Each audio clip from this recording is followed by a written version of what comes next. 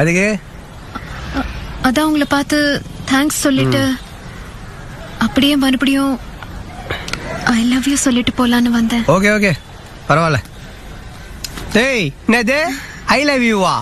கறி குழம்புல எலும்பு உன் கதையே வேணா. கிளம்பு. இல்ல நான் உண்மையா தான் சொல்றேன். என்ன பார்த்தா உனக்கு எப்படி தெரியுது?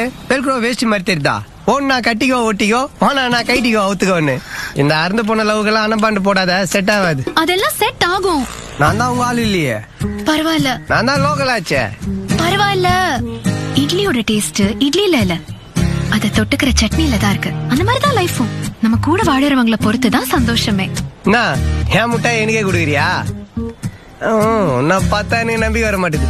நீ நம்புற மாதிரி ஒண்ணு பண்ணட்டா? என்ன கிஸ் வேணா? கிஸ்ஸா?